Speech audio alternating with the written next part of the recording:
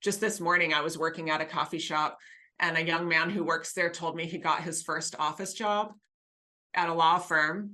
And, I didn't say, well, I hope you don't get bored sitting in an office all day, but I said, hey, here's a copy of my book, because you know what? Nobody tells you that when you write for work, it's different than anything anyone has ever told you about writing. You are now listening to the podcast where authors inspire listeners to become authors, the Going North Podcast. I'm your host, certified self-leadership trainer, best-selling author, and book enthusiast, DomBrightmon. And you're going to be listening to a different author that will inspire you to join the business of immortality, known as authorship. Now let the fun begin.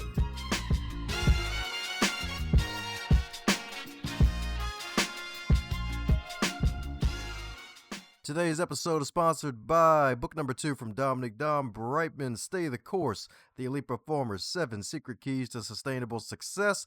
It is the field guide to help unleash the elite performer that is inside of you. Cop it today on Amazon.com or heading over to DomBrightmon.com and snag it in book, ebook, and audiobook, so that way you can take it on the go and get yourself on the go to your northbound success. And today on the highlight reel, builder for authors known as GMP, the Great, Glorious, and Glamorous is the Going North Podcast. And we got another super special, awesome human for you today, courtesy of one of the best websites on planet Earth today, known as podmatch.com, where podcast guests get to connect with podcast hosts. And if they're cool, they're freaking in it. Today's guest is cooler than 3 cucumbers. That's right, indeed. She's past the Illuminati triangle, y'all. She's cooler than 3, because in today's wonderful world of people talking about high value men and high value women, one thing remains the freaking same, and that is that they both have to communicate well. And today's guest will help you to do just that, because we got a wonderful writer as well as a wonderful high demand keynote speaker and an international educator. So let's give it up for the eloquent and the wonderful loquacious, which feels like it, the one and only Erin Lebacqz. How you doing today, Erin? Good, Dom. Thanks for having me. Hi, everyone. She starts with the puns already. I love it. That's right. High value, everyone. No, glad to be here. Looking forward to talking with you. And you're right. We try to be high value people, but how do we show up as people? Through our communication. So that's got to be high value too, right? Heck yeah, indeed. That's right, indeed. It's like the good old saying, they were freaking great, wanted to take them to a certain place, and then they opened their mouth and it was over. Yeah, right.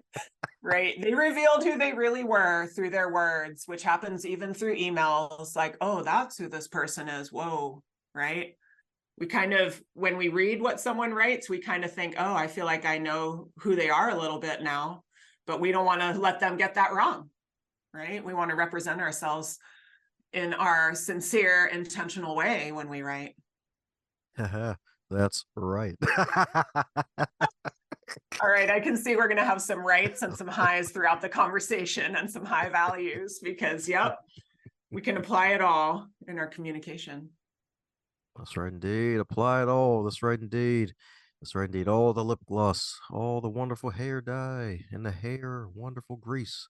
That's right, and the pen to paper, all the applying. Oh, yeah, and job applications. Yeah, that's applying. Yeah, yep.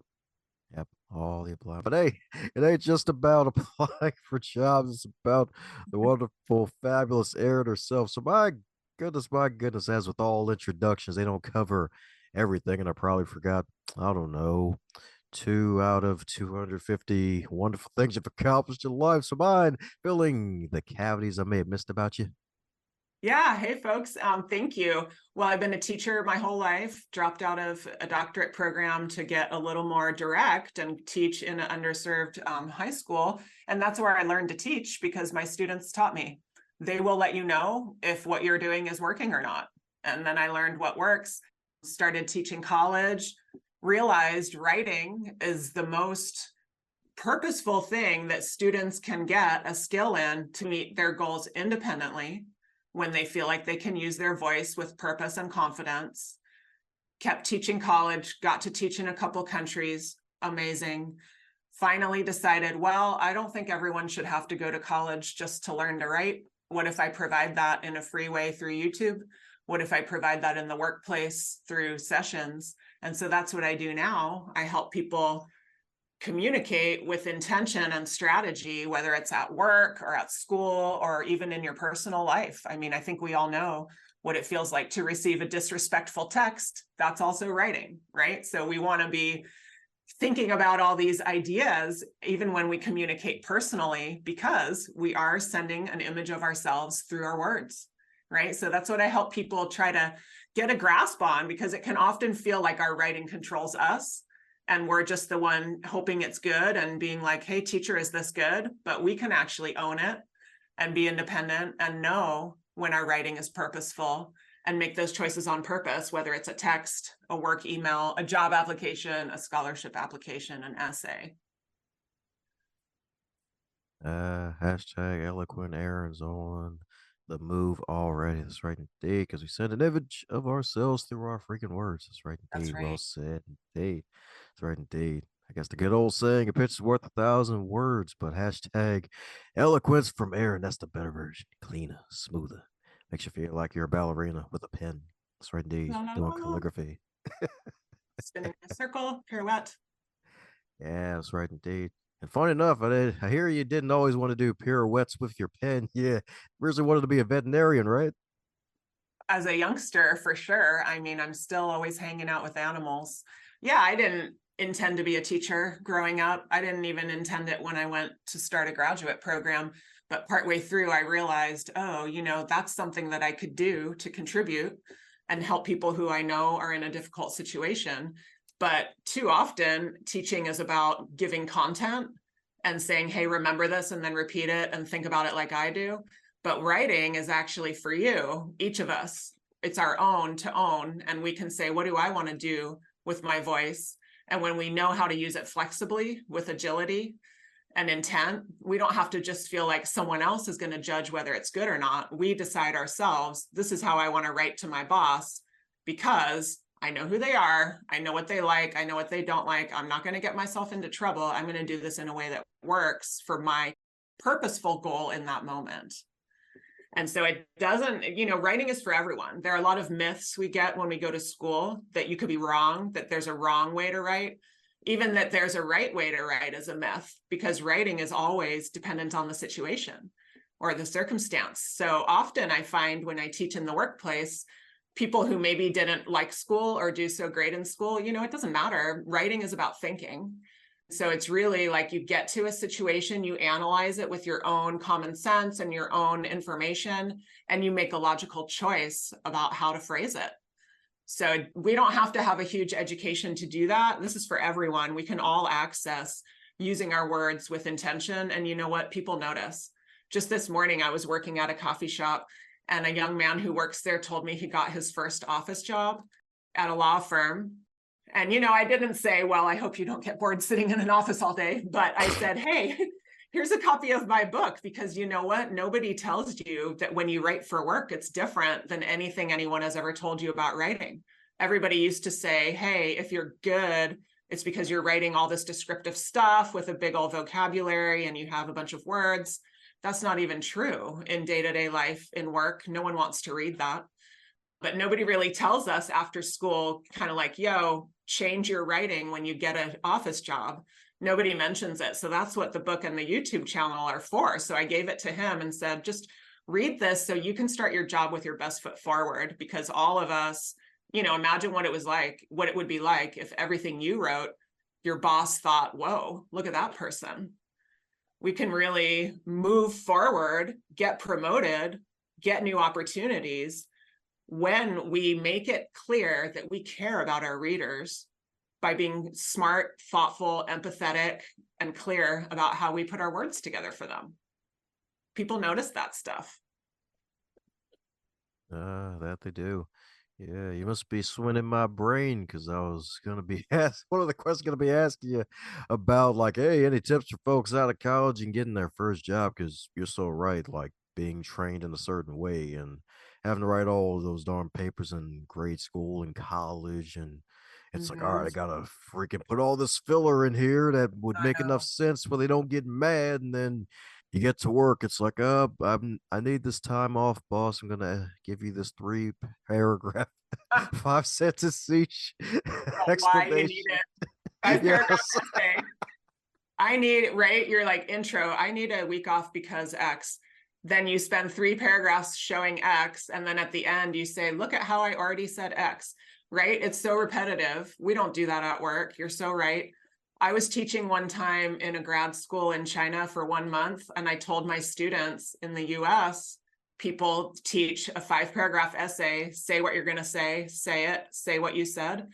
They looked at me and they said, you can't be serious. You cannot be serious. That's not what y'all are doing. And I go, yeah, it is. And they said, so you repeat 3 times? I go, yeah. And they were kind of like, why do we say something 3 times? Once is enough. And so that would be my first tip for new job seekers or people in their first career job. Intentionally let yourself recognize and let go of the myths of writing from school. In school, we were writing to show what we know. Hey, I got a good vocab. Look at me, cite my sources. Ooh, I'm so orderly. Give me a good grade because I did what you said.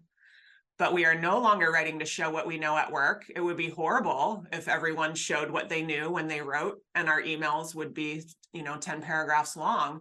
So it's really about switching that instinct, no longer thinking about yourself and your thoughts and your teacher and your goal, thinking more about the person on the other side, because they now, first of all, they have to choose whether they're going to finish reading what you wrote. Not everyone reads everything. And in the beginning, if it sounds like an essay, they're probably going to give up partway through, right?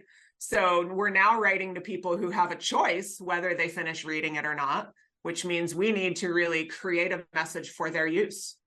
And they are going to use what we're saying. So there's no more showing off. There's no more points for a good vocabulary. Now the reward system is different. At work, we're rewarded if we provide ease and clarity in our writing. I would go so far as to say, when we provide scannability, some people do not want to read, they want to look.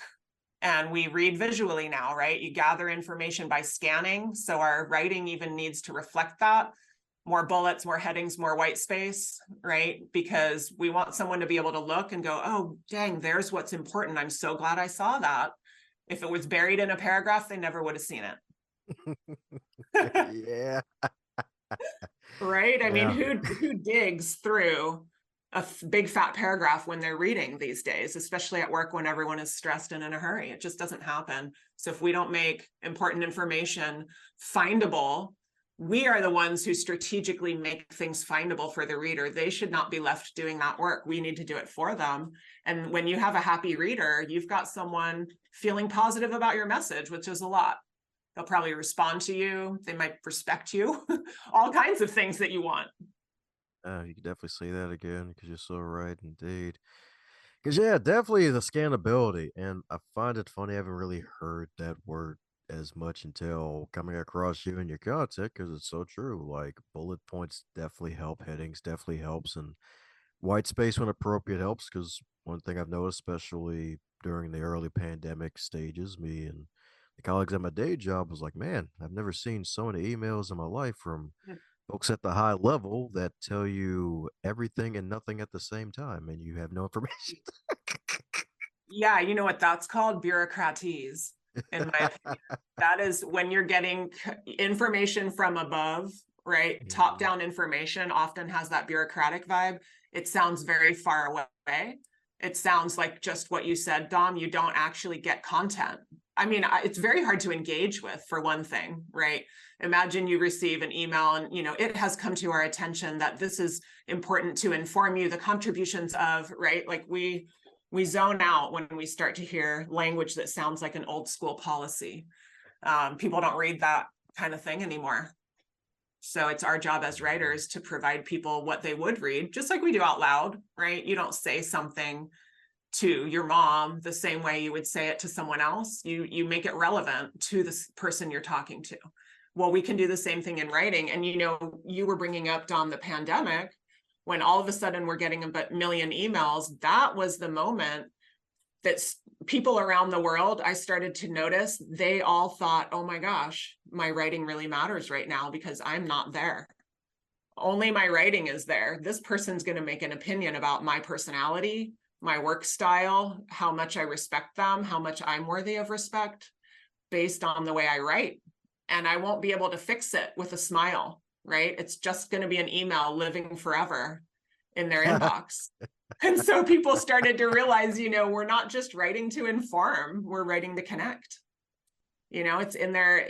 What if they go back and read it many times and like we sounded disrespectful, and then they read it 5 times with us sounding disrespectful? That's not going to help the relationship. So that's why intentionality is so important in these cases, even more so, like you said, since the pandemic. Oh yeah, that's right indeed.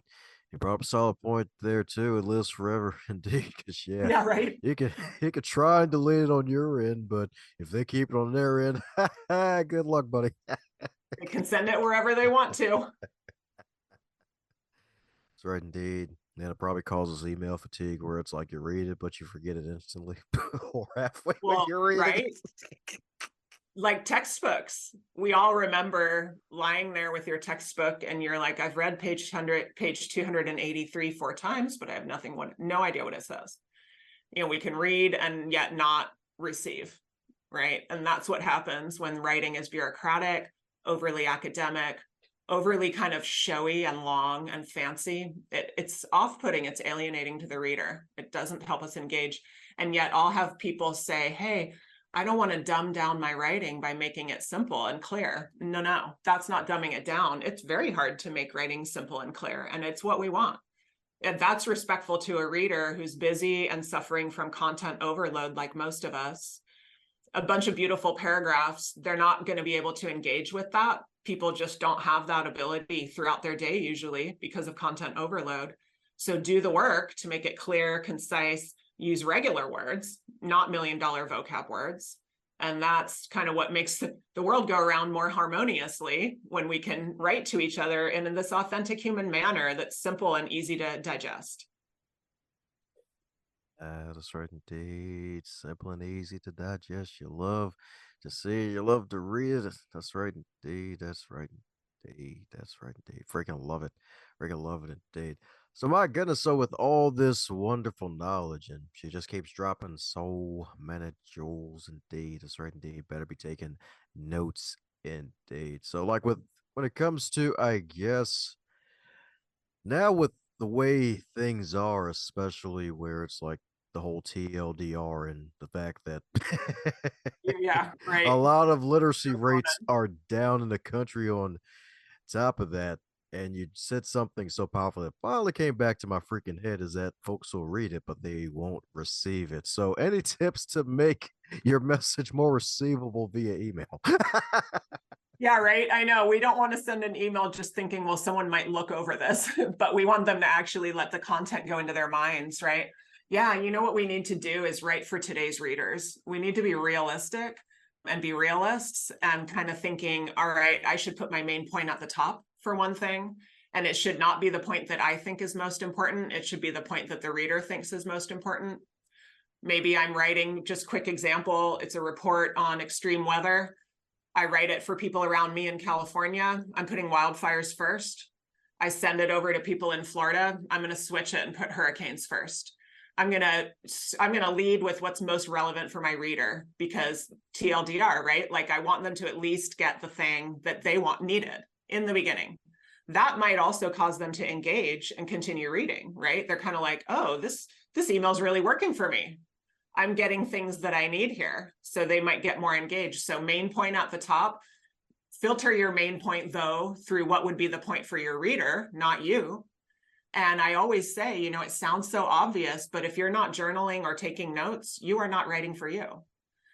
We never get to stop and think that, oh yeah, I already know the stuff I'm putting in my email. It doesn't really matter how I would want this. It matters how my reader would want it, because they're the one who doesn't know it yet. So we want more scannability, more headings and bullets. We want concise sentences, which are actually easy to do. You don't have to edit. When you have a horrible long sentence, just put who did something in the front and what did they do. Lead with who and what. Your sentence will be concise. For example, instead of it has been reported by OSHA that workplace accidents have reduced, I could just say, well, who did something? OSHA. Put them in the front. OSHA reported workplace accidents have reduced. That's the easiest way to write concisely without editing. Just get in the habit of starting with who did something and what did they do, instead of leading with bureaucraties. It has come to our attention that this is to inform you that we don't need those slow lead-ins anymore. They don't give any content. They just sound alienating and bureaucratic.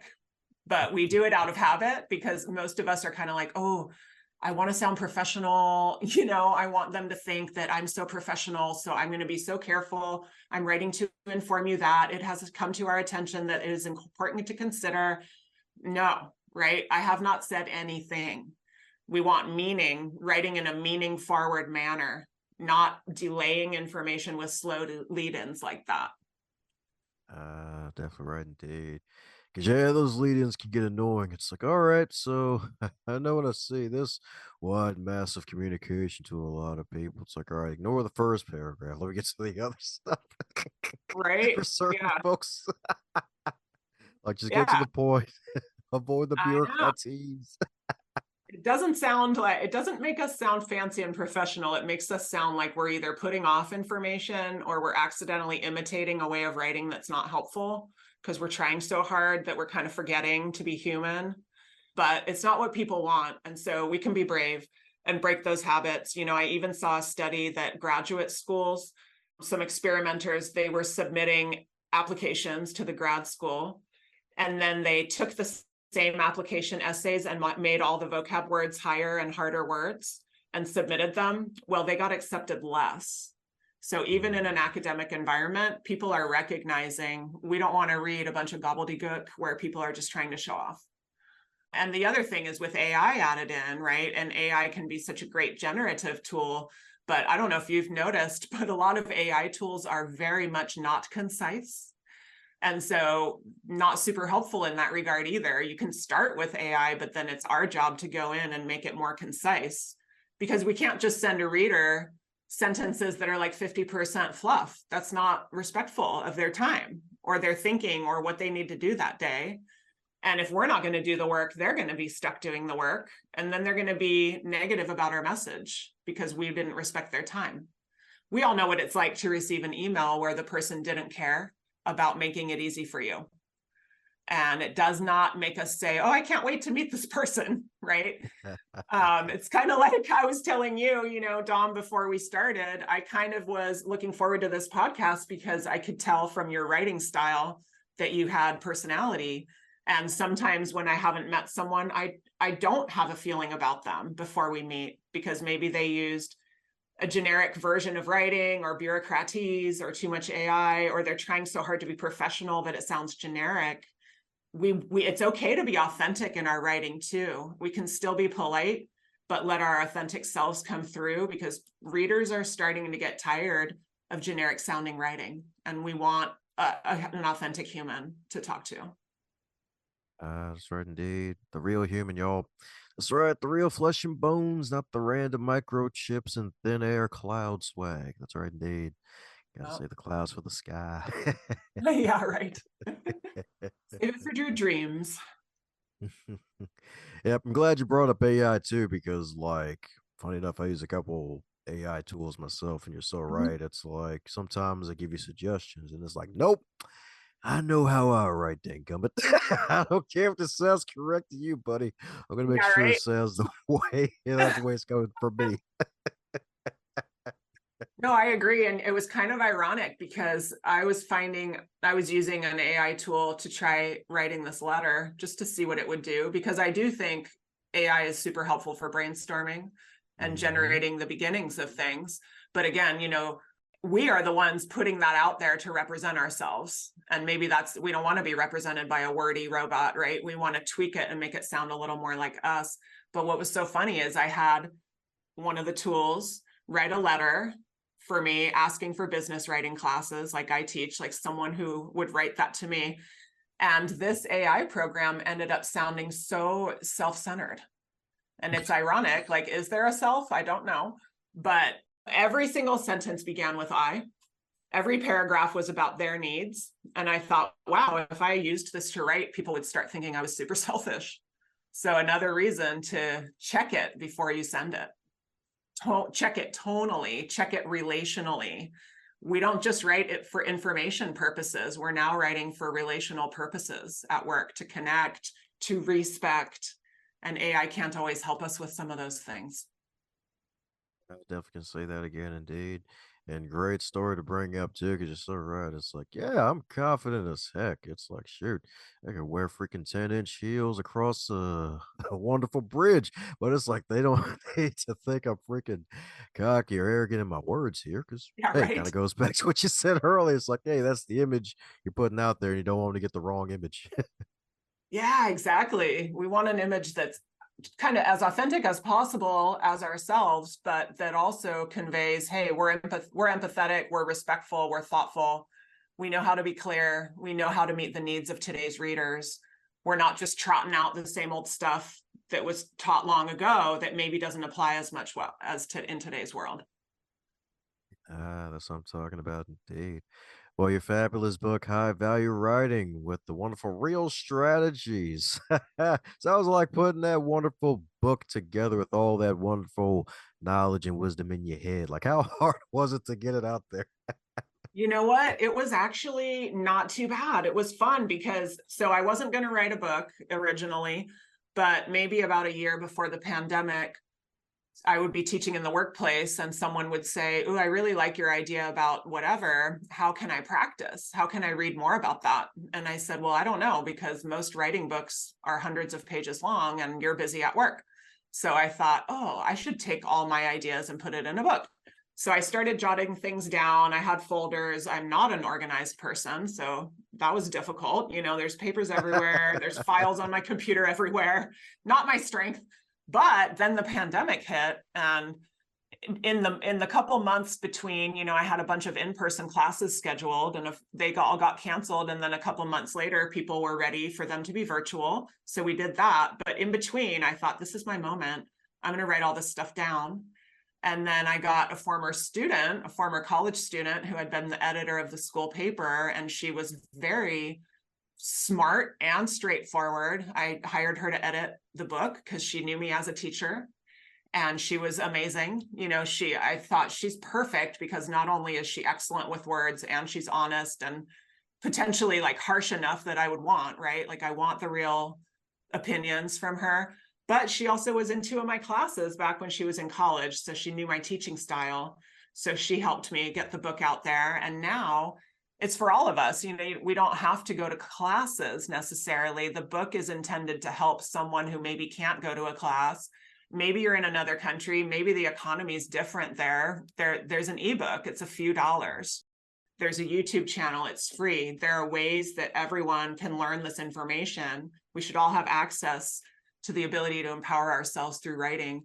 And so that's what the book does. It includes examples, conversations from classes, before and afters, where I say, here's what you might do. Here's a before sentence. Let's look at what we could do with it here, so that people can feel independent about writing and knowing for themselves whether they've done what they want to, not thinking, oh, I have to see if my teacher or boss says it's good. I want to know if it's good and then send it. And that's what the book, I believe, helps with, especially since it has examples. So yeah, that's been fun to offer, because when people say, hey, Erin, how can I practice? I go, oh, well, there's a book now and videos. So I'm talking about, indeed. So I'm talking about, indeed. That's right. She's a book boomer, y'all. That's right, indeed. One of the COVID book babies came out to play. That's right. That's right. It was a COVID baby. Yeah. Not the usual sort, but yes. Also because of extra time on my hands, though, right? Just like the COVID babies. That's right, indeed. That's right, indeed. Right, indeed. Probably why the show stays booked for so long now, because so many folks are like, all right, pandemic happened. I can finally write this book I was talking about for 10, 20, 70 years. Right. I've got a little free time on my hands. Yep. And it's even cooler that you actually have one of your past students be your editor for the book. So that's got to be a testament to you as a professor. It's like, wow, this is a cool chick because her students actually like her. So, what would you consider one of your biggest lessons learned from one of your students that made you a better professor? Oh man, I mean, it was all students. I started teaching when there was what was called an emergency credential situation in California. We didn't have teachers to cover the high schools in the high immigration areas here at the time in the 90s. And so a person like me could start teaching with no teaching degree because they just wanted to. And so that's what I did. And then I got my degree. You had to be getting your teaching, I had my bachelor's, but I had to do my teaching classes at night, but I got an emergency credential, meaning I walked into the classroom with absolutely no knowledge of teaching at all. I'd never taken a class or whatever. And so I learned everything from my high school students. And mainly, I learned through them to teach by inquiry, to teach in a way where people discover learning, and instead of me telling them. It's not a lecture, it's a situation where you can discover what's important on your own through an experience and then say, oh yeah, here's how I want to write, and I know why. It's not because Erin said so, it's because I went through something that led me to discover why this matters. So my students were the ones that my high school students, they were in this underperforming, underserved school. And of course, they were also brilliant people, just didn't have the sophistication. And so together we would be, let's get philosophical, let's get intellectual, which of course they're there for. And in the meantime, we can work on smoothing out those skills and sophistications and whatnot.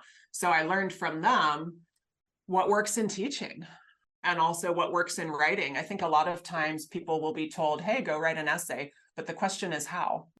Or, hey, make this more concise. Okay, well, how? And so I realized through that time, I cannot say, do this. I need to say, here's how to do this.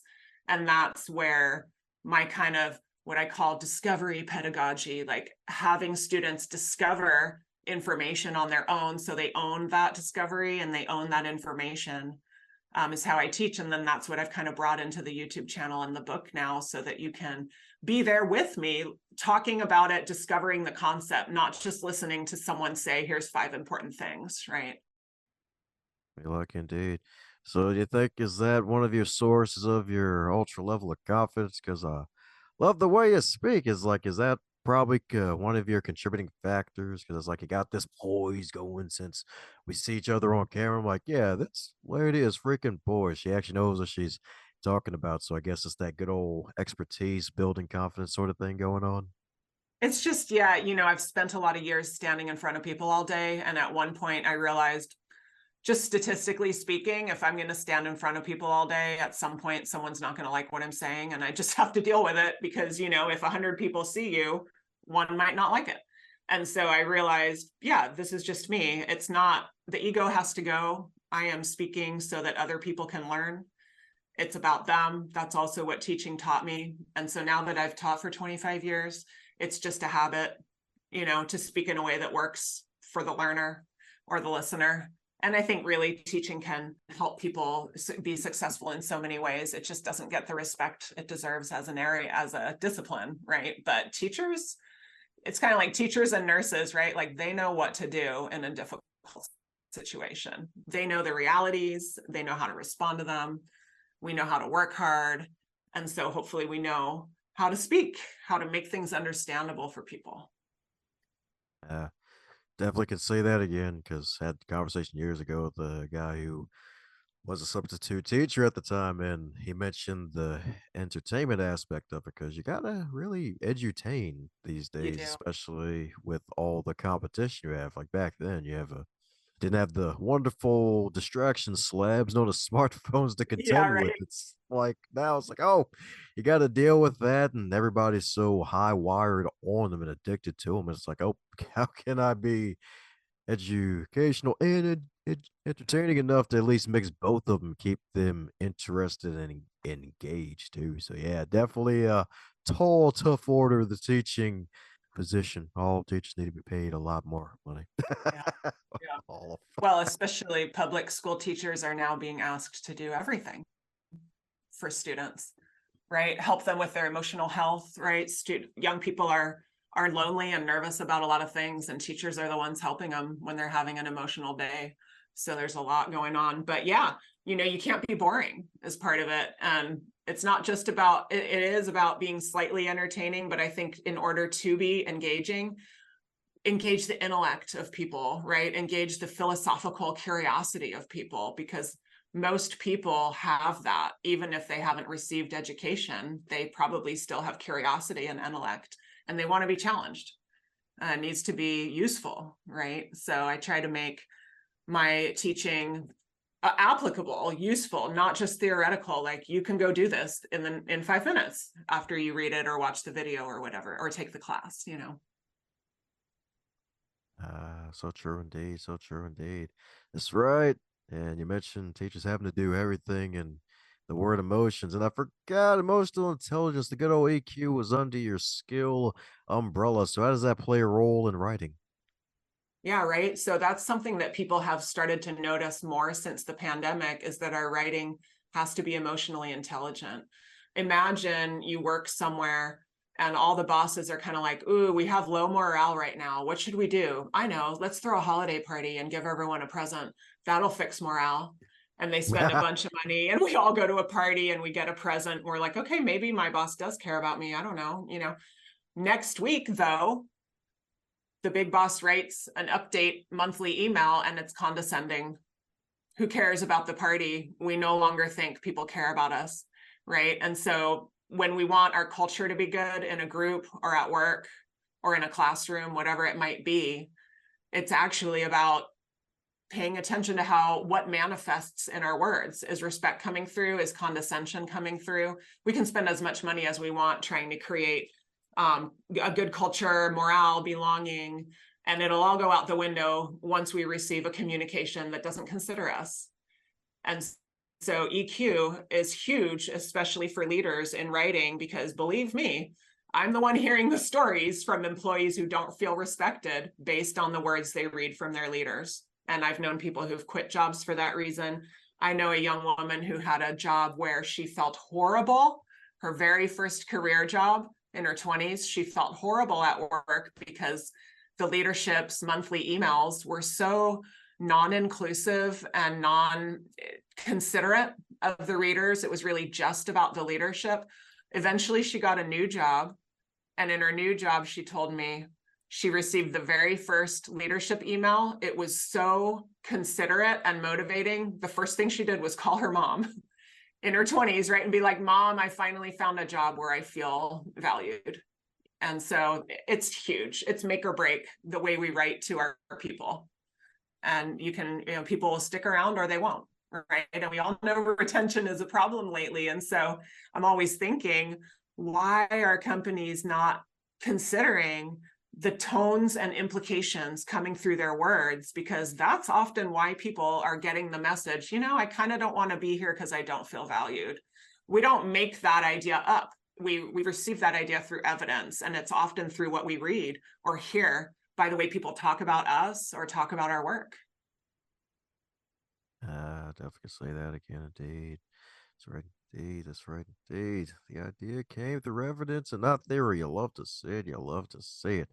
Up another piece of evidence in successful people, and I consider you one of them, is that you've used setbacks to set you up for success. So, what would you consider a major setback? And it doesn't have to be in business; it could be life too. That actually was a stepping stone for success for you. Oh, that's a perfect question, because I was teaching in New Mexico, teaching college, and it was wonderful. But I'm from California and my mom was still here and she started to get sick. And I thought, you know what, I need to go home. I'm going to quit this university job. And it was also the year of my 20-year teaching anniversary. And I thought, do I want to go get another job and do it the same way for another 20? Sounds kind of repetitive. So here I am, kind of like, all right, I need to leave this job and I have nothing, and I need to move because my mom needs me. And now I'm kind of screwed up. Like, what's going to happen with my career? Well, then I thought, ooh, what if I make a teaching business and do it independently?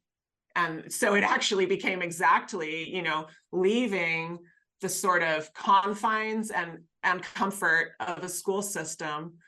You got to take a little risk to go out on your own, but the agility, the flexibility that now I can have to meet a need of a client or whoever it is right away without having to go through a larger system. I can be more nimble so that sounded like a setback. You're not going to have this career. What are you going to do? But it was actually the moment that made me say, you know what, I know how to teach now. It's been 2 decades. Why don't I do it on my own? And so that was the perfect example in my entrepreneurship journey as well. Me lucky indeed. So I'm talking about indeed. That's right, indeed. That good old agility, being nimble. That's right, indeed. Right. Definitely needed. Highly necessary indeed. And glad you decided to go that route. Got over 2,000 subscribers on YouTube, which is a hard feat within itself.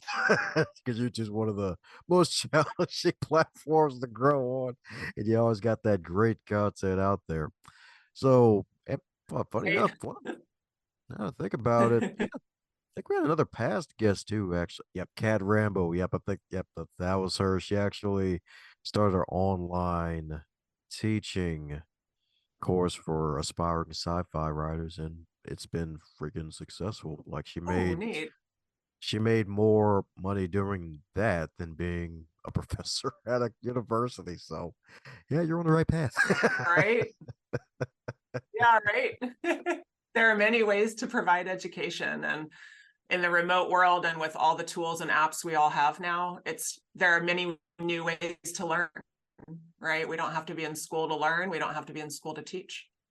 So yeah, I agree. Yeah, and the YouTube channel, I think our sound, I had a little cutout of sound there, but I heard you talking about the subscribers, and what's been so cool is a lot of them live in different countries and they write in their questions and they don't have access to the books, and I can just answer their question on YouTube. So YouTube is really where I'm trying to centralize my teaching because it's for everyone. It's high access, right? And so there's instruction on writing for work, there's instruction on writing for school, and it's for all ages, all locations, all levels of finance, right? You just watch the video, you can empower what you're writing right then.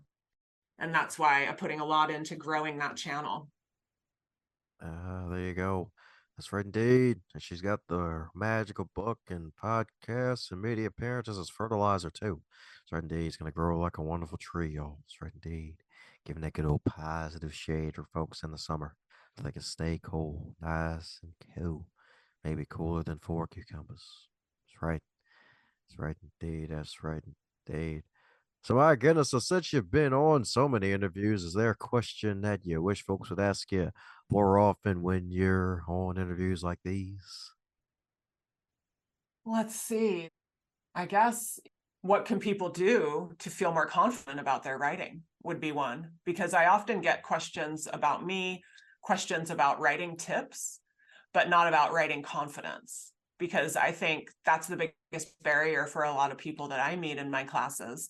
In fact, I'll do a self-assessment before people take a class, and one of the questions is, what are you confident about in your writing? And another is, what are you less confident about in your writing? I recently had a young woman put, I am never confident about my writing as her answer. And I realized, right, we don't get confident. And it's because in school, writing is what is used to judge us. And so we may get nervous. And therefore, we don't develop a confidence about it. But the best way to feel more confident about your writing is to remember, okay, A, there is no correct way to write. All writing is situational, circumstantial. B, you are the expert of the situation in which you are writing. So if you're writing to your boss to ask for that time off, you are the expert. You know who your boss is, you know what they're like, you know whether other people have asked for vacation that week, you know more about your situation than anyone else. So in fact, you are the expert in that writing situation. Writing is actually about thinking. You don't have to be born as a good writer, you just can use logic. And so it's not like we're trying to write one way and we can only be confident if we do that. We can all be confident writing because we can all analyze the situation, the goal, and the reader, and then make informed choices based on our own analysis. And that's how you build your confidence as a writer. And you say, oh, look at me. I made 3 choices in that email and they were all good ones. They were all well-informed choices. I'm getting really good at this. So that is what I would add to folks. I have a couple of videos on that too. You can become more confident if you think you're not a good writer.